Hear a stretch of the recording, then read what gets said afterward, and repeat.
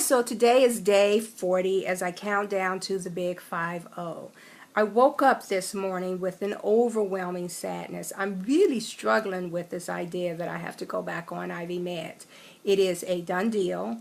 I go on Monday afternoon to get the PICC line, and I will start my IV meds on probably on Tuesday morning. And so I was hoping so much that I wouldn't have to go on IV meds in this 50-day countdown as I go into the celebration of 50 years of life. You know, I said to my girlfriend, my BFF, my bestie in the whole wide world, Marquita, today, that I was doing so well. What happened? And she said to me, "You know what happened?" And I was like, "Yeah, I got AIDS." And that is really the bulk of it. I have AIDS, and because I have AIDS, my body is subjected to infection that I can't fight off, that is aggressive and mean and ugly. You know, and so I'm struggling and trying to get to okay. Like, I'm trying to get to acceptance, which is where I'm not, like, I'm half there. Like, I half know that I got to do this, but I haven't accepted it in my heart. And so I'm trying to get there. You know, people ask me all the time, you know, they say to me rather, you know, you make AIDS look easy. And I don't mean to give that impression, because AIDS is difficult to live with. You know, I've been living with AIDS now for what, 20 years?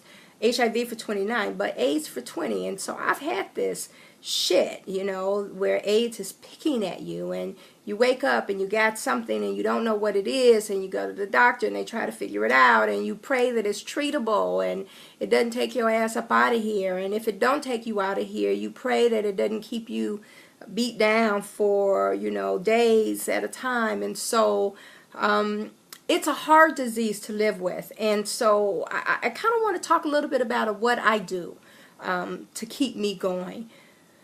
So I woke up with this sadness today, and I decided that I would do something to make me happy, to do me, to minister to me today. You know, I spent a lot of time ministering to the world, and that's what I do. My life is ministry, and so I minister all day long. But today I didn't write a blog, I didn't answer emails, I only spent a little time this morning on Twitter or Facebook. I took myself away from the work that I do to minister to me. And some of the ways that I minister to me is that I bead.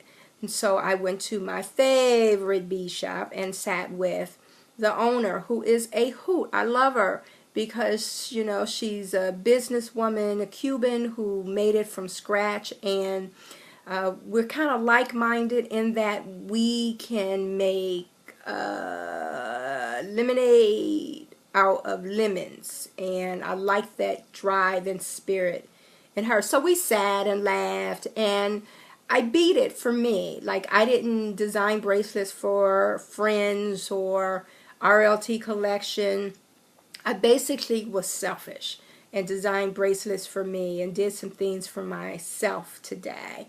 And I basically spent the whole day there beading and making me something, and being creative and using my hands and laughing at Millie's crazy self. And it felt so good to be removed from my shit.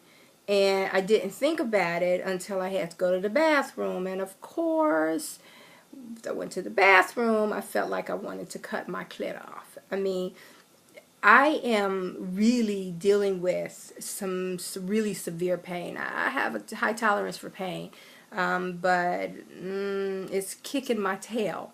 It feels like someone is scraping my back with something, like something sharp, and it feels like someone's sticking little pins in the bottom of my feet, and sometimes I get sharp pains, and it feels like my clit is all raw and red, and it's been cut up, or I don't know, it's just beat it hurts.